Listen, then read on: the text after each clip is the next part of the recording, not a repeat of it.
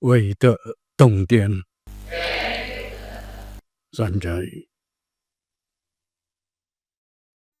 Bapak Ibu Tojin sekalian, para rohaniwan yang terkasih. Sungguh kita bersyukur pada hari Minggu ini kita boleh dan dapat berkumpul berhimpun bersama di tempat yang suci ini untuk kita bersama-sama membuka pintu hati kita sehingga kita dapat mendengarkan, merenungi, meresapi firman-firman Tuhan dan juga sabda-sabda yang mulia cesenggungce di dalam kebaktian kita ibadah pada hari Minggu ini. Semoga apa yang kita laksanakan ini senantiasa di dalam rahmat dan ridho Tuhan selalu, sehingga akan membawa kekuatan dan keteguhan iman bagi kita sekalian, sehingga kita senantiasa dapat melaksanakan ajaran Nabi di dalam hidup dan kehidupan kita di atas dunia ini. Semoga Huang Tian senantiasa menyertai, membimbing, dan melindungi kita sekalian. Sanjay. Bapak Ibu Tojin sekalian terkasih.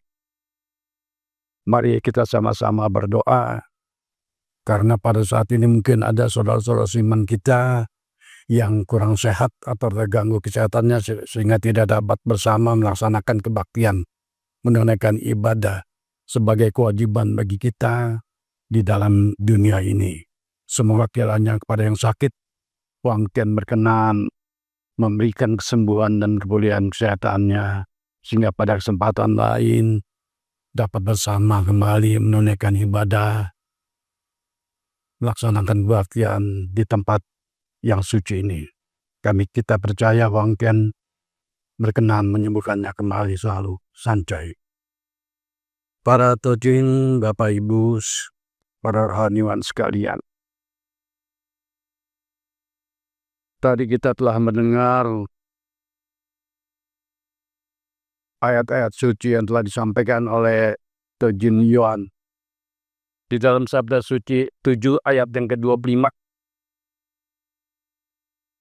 Di sini menjelaskan bahwa ada 4 hal raja ajaran Nadi Kungce yang wajib kita laksanakan, kita jalankan, kita terapkan di dalam kehidupan kita ini.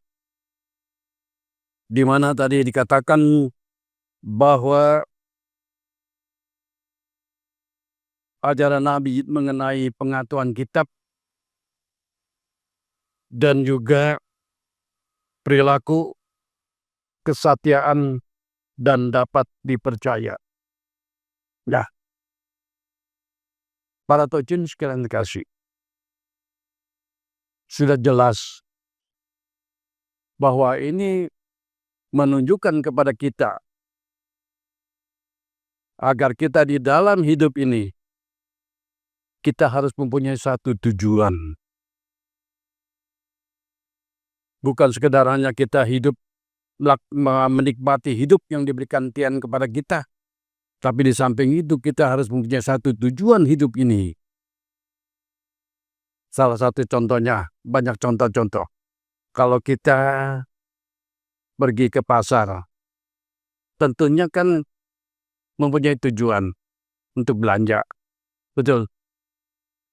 Bukan sekedar hanya ke pasar mau jalan-jalan dan lainnya, pasti kita punya satu tujuan ini.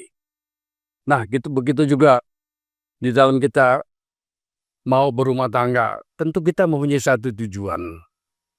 Gimana tujuan untuk orang yang berumah tangga ini? Salah satu di antaranya mempunyai satu keturunan. Ya kan? Nah, kalau sudah mempunyai satu keturunan, anak atau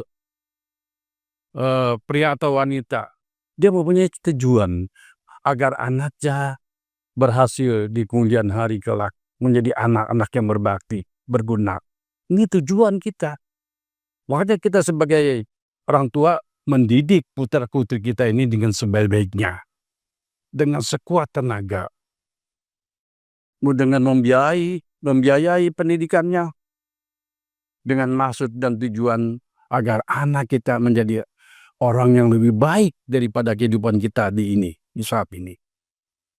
Nah ini, jadi setiap perjalanan hidup kita ini harus mempunyai satu tujuan. Ya, sekarang para Trojan datang dari rumah, datang ke Depok ini mempunyai satu tujuan untuk berapa?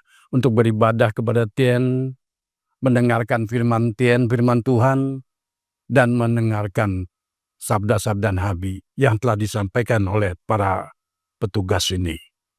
Nah, dalam kesempatan ini, saya hanya ingin menjelaskan kepada para Trojan sekalian bahwa tujuan kita yang sebenarnya,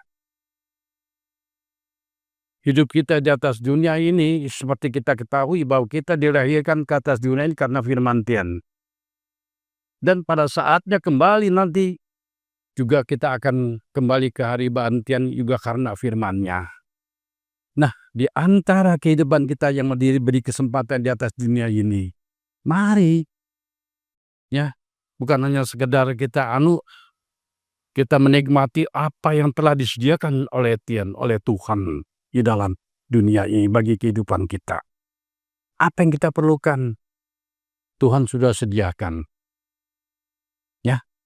Nah, oleh karena itu, bahwa jangan sia-siakan hidup kita ini. Mari kita semua bersama-sama, bahwa pada saatnya nanti tentunya kita kembali ke haribaan Tuhan, kita mempunyai satu pegangan, satu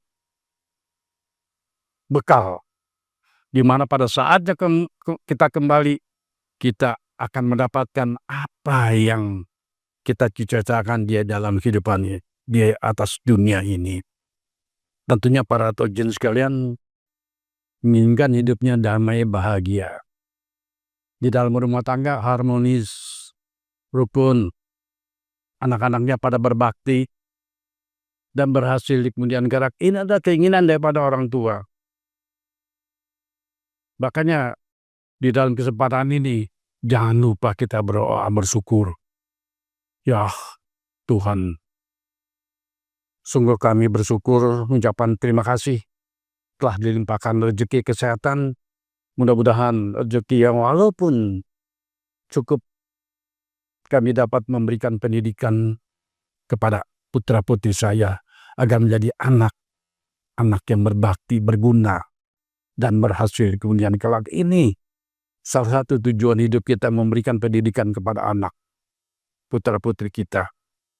Nah, begitu pula agar kiranya kita dapat melaksanakan semuanya ini.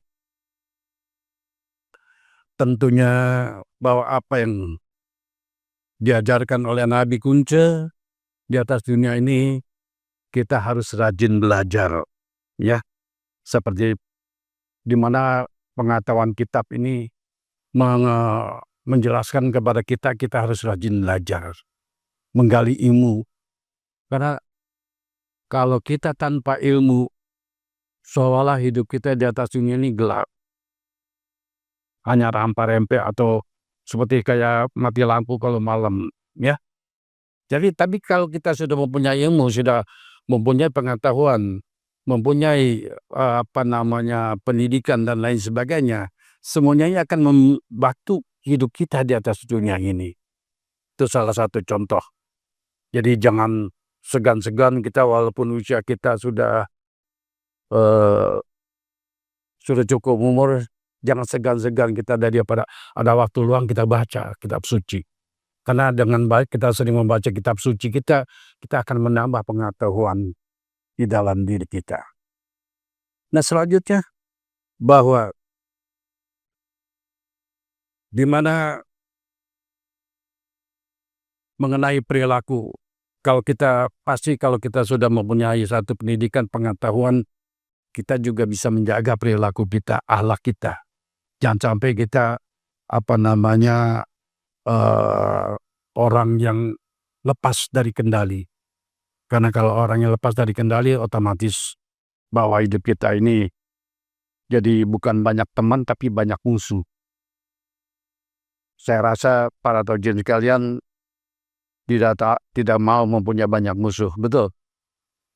Yang mau banyak teman kan? Nah, oleh karena itu inilah tadi perilaku, sekarang kesetiaan.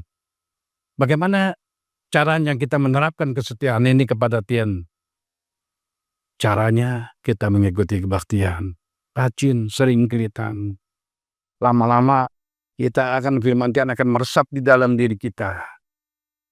Kita akan merasakan bahwa Tuhan itu senantiasa menyertai di dalam hidup kita.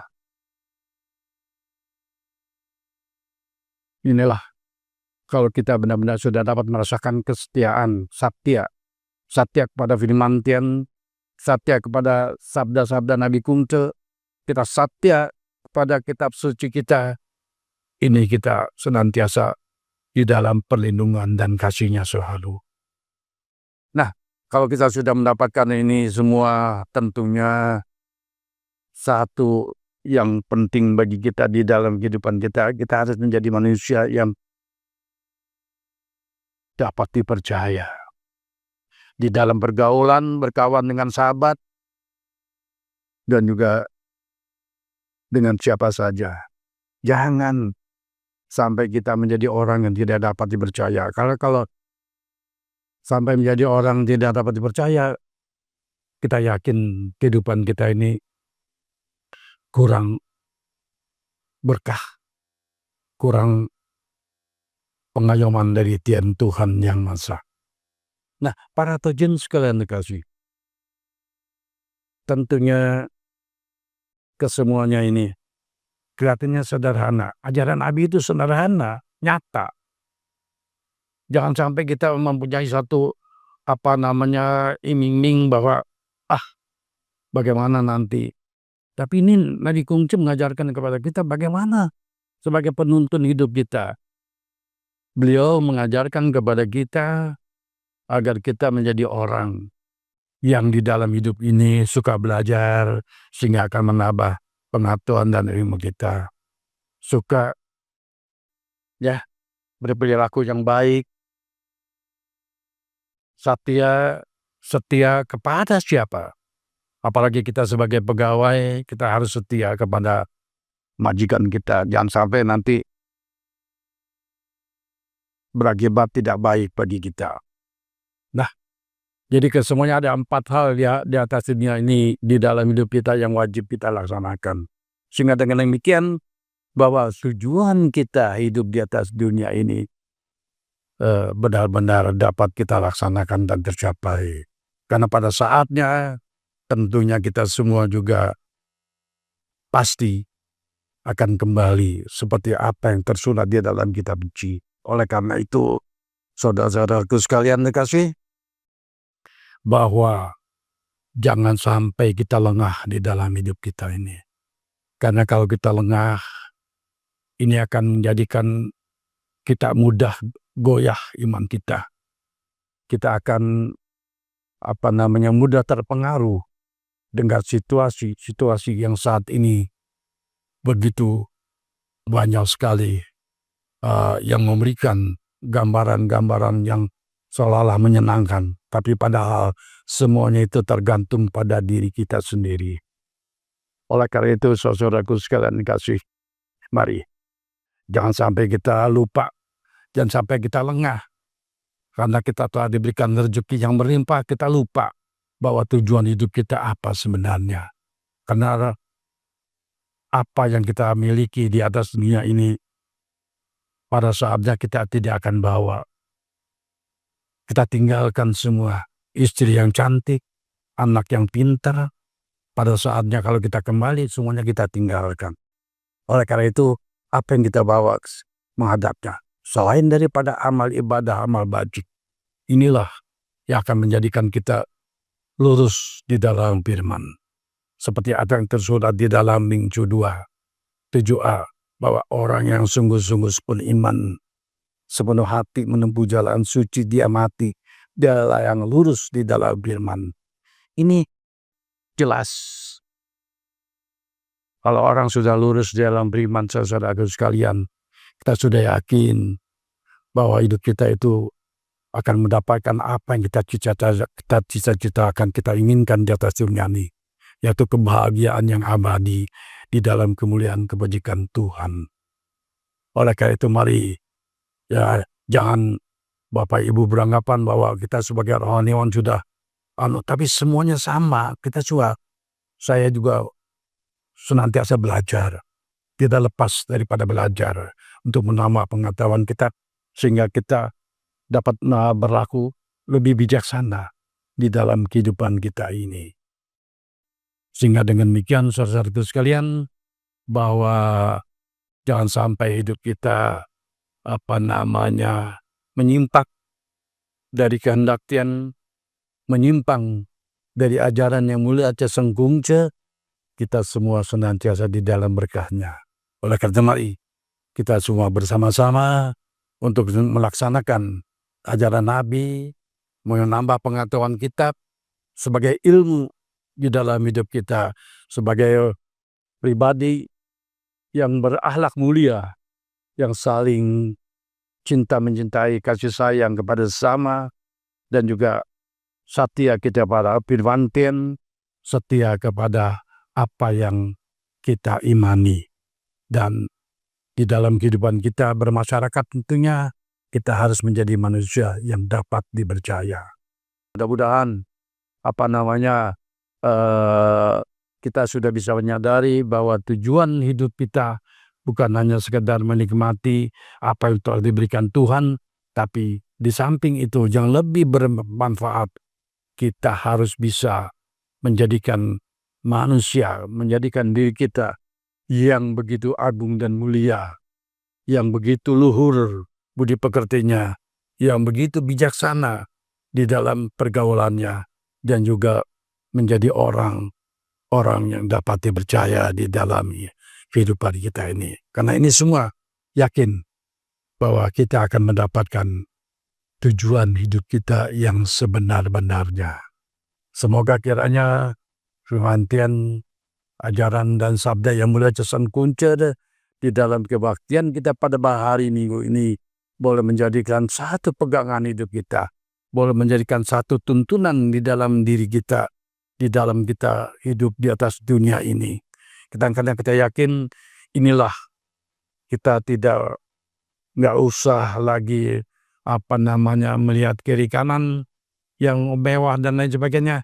Ini kita pegang, kita dekat rata-rata, kita laksanakan di dalam kehidupan kita.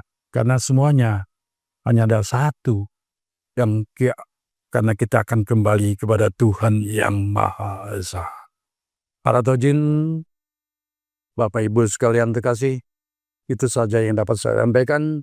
Mudah-mudahan singkat, tapi semuanya boleh menjadikan pencerahan bagi kita, boleh menjadi kekuatan dan teguhan iman bagi kita, bahwa inilah hal yang sebenarnya yang wajib kita laksanakan di dalam dunia ini. Semoga Huang Tian Sang Tiang Agung dalam bimbingan yang mulia Nabi Agung Kungce senantiasa memberikan jalan terang kepada kita, sehingga kita mampu senantiasa disinari oleh firman-firman-Nya, dijauhkan dari segala kegelapan di dalam hidup ini. Semoga Tuhan senantiasa menyertai, melindungi, dan memberkahi kita semua. Sancai. Itu saja yang dapat saya sampaikan. Mudah-mudahan kiranya singkat, walaupun tidak panjang lebar, tapi kita bisa dapat memahami dan mengerti apa yang telah diajarkan oleh yang mulia Nabi Agung kita, dan juga apa menjadi tujuan hidup kita di atas dunia ini. Semoga Tuhan senantiasa bersama beserta kita selalu. Terima kasih. Wei Te Tung Tian. Sanjay.